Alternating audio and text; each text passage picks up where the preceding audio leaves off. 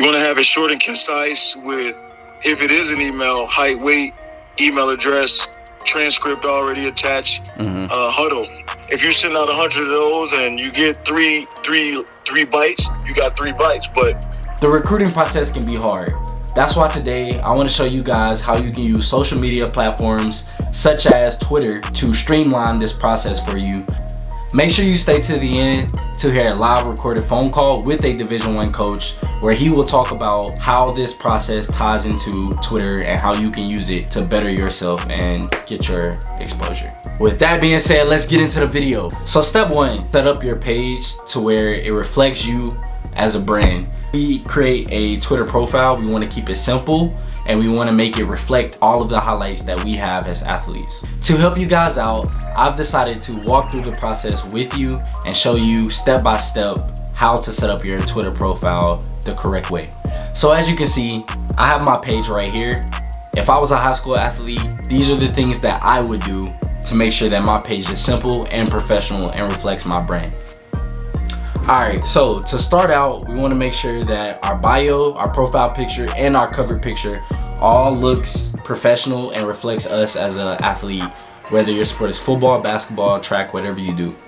We're going to go into my profile, and right here, as you can see in my bio, let's take that out. As you can see, I've opened my profile, and at the top, I have my name, simple, Kolby McGowan.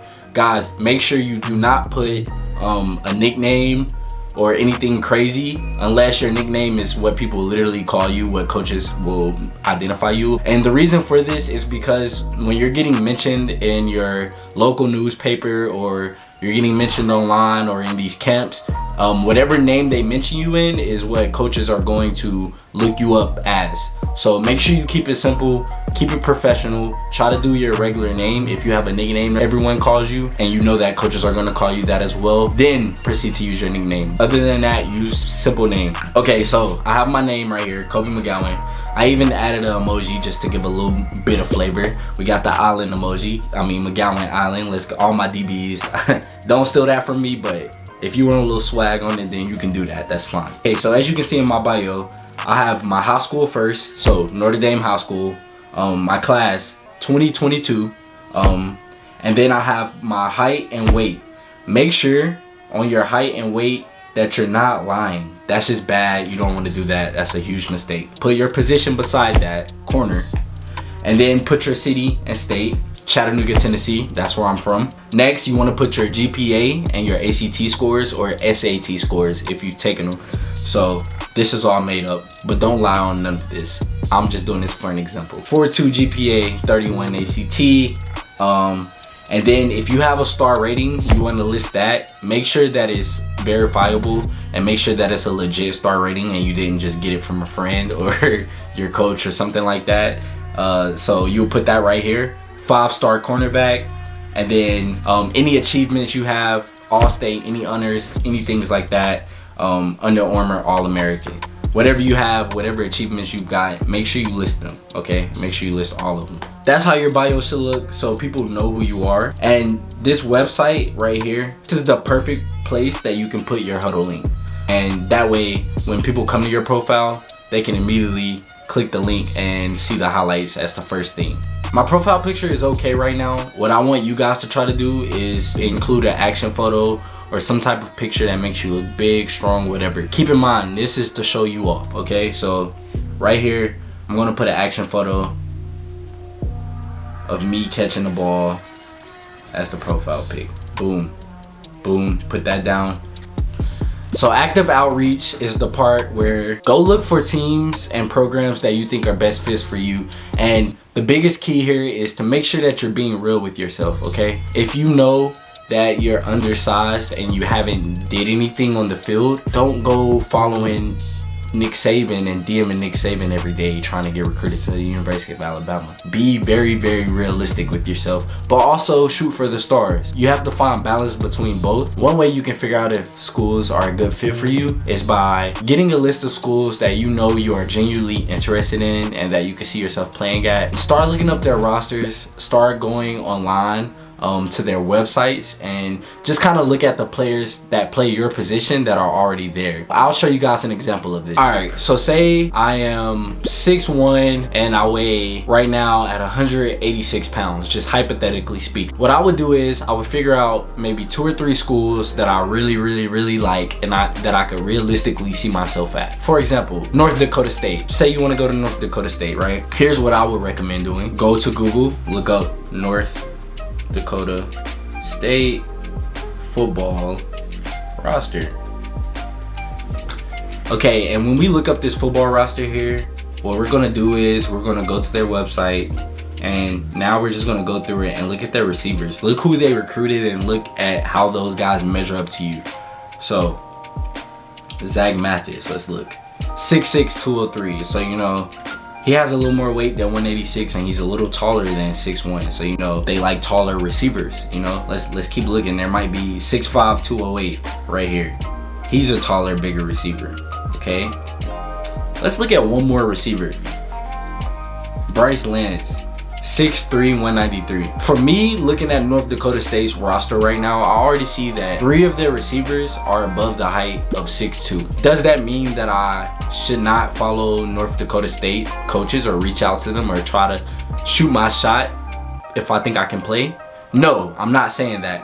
What I am saying is, if you see this and you see this trend and you know that you don't have stellar out of the world film, then realistically it wouldn't make sense for you to reach out to North Dakota State and try to get recruited through Twitter alone, because as you can see, the people they're looking for, you might just be a little undersized. Now, you can get around being undersized, but that's gonna come through your film. That will have nothing to do with Twitter, you know? Another thing you can do when looking at roster, if you click on some of the guys that play there, go to their roster, find their huddle links, find their high school highlights, watch their high school highlights, and see what got them recruited to that school. That's a perfect way to kind of compare yourself and measure up and see where you're at as far as the competition around you. Once we find a program that is a good fit, then we want to start following coaches on Twitter. So what we want to do, it's free to follow. I would still follow the coach.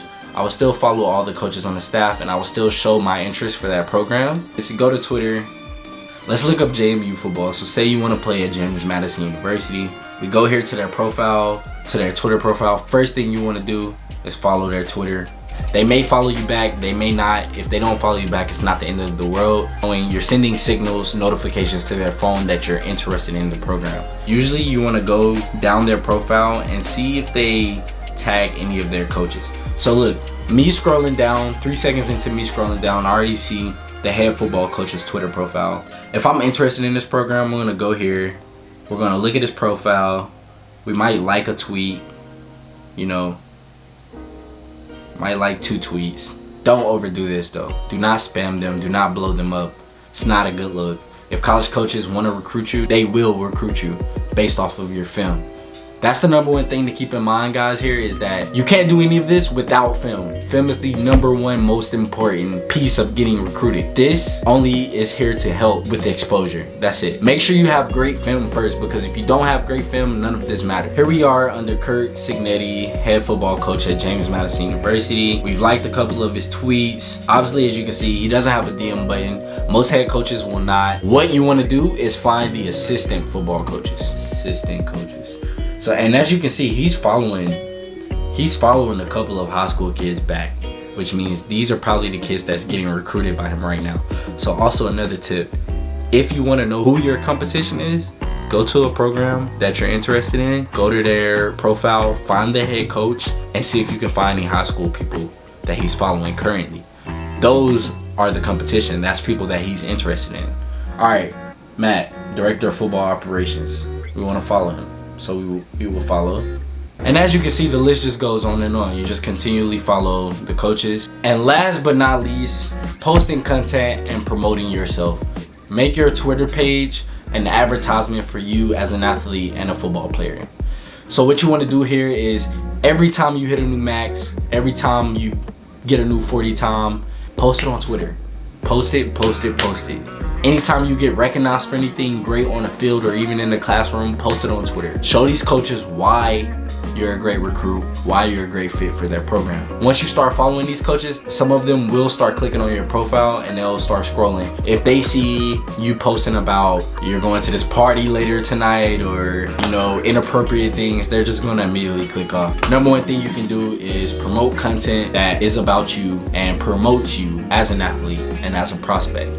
This is a big one right here. We want to retweet and like football content only. I know that's a shocker to some people, but literally when I was getting recruited in high school, I only made Twitter a high school recruiting tool. Like, keep it just football oriented. That's going to be a good look. Applying for questionnaires to show your interest. A lot of programs will have links in their bios, usually leading to either their website or questionnaire or camp information. What we want to do here is, right now I'm on JMU, so I'm gonna click the link in their bio. When you get to the website, here's a key tip. You can simply go to sports links, go to more, go to recruits.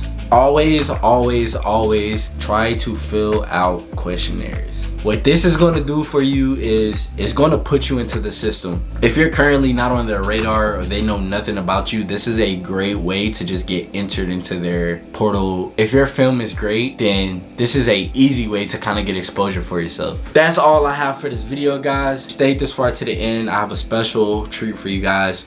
All right, what's up, Coach Blandon? So I got you recording now for the channel, and I'm just gonna ask you a couple questions kind of about Twitter and how you use it for recruiting. So my first question is just gonna be, when a high school recruit follows you, what is the first thing you usually do? All right, thanks for having me. When I look at Twitter and those guys, follow me or follow me back, being able to have their GPAs, especially being at Cornell, is automatically gonna intrigue me or not intrigue me. Obviously, I'm looking for a certain number, whatever that GPA may be. If it's below the threshold, obviously I know that kid's out on my radar. But other coaches, that GPA might not be as high as or whatever they're looking for. So obviously the GPA needs to be on there. I would say high school, maybe even email as well. Huddle link needs to be as updated as possible, and that would be where it starts, obviously. Secondly, when there is a young man that I'm interested in, all right, the first thing I'm going to ask, because I'm at Cornell, is, hey, I need to see a transcript. So if they're able to have their transcript readily available to send in a DM format, that will also be something that I would advise. Obviously, being at Cornell, we have different standards in terms of what classes they need to take. So if it's pre-calculus, 3 years of foreign language, all that stuff, that would be something that, they would need to know.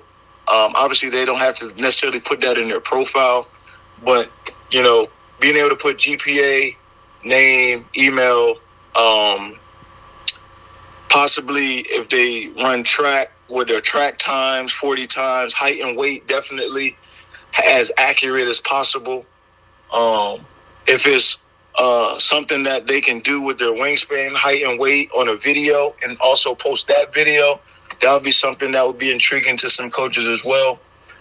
And also their head coach's first name would be, and maybe email address. That also would be something that may be beneficial. Okay. And just kind of piggybacking off that, because you answered pretty much all of my questions in one.